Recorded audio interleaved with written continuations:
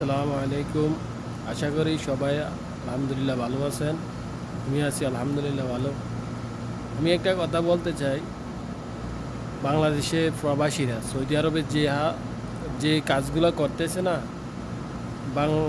তা ভবিষ্যতে কী যে হবে, আমার মনে হয় যে কোনো একটা ভয়ানক কিছু সামনে আসতেছে।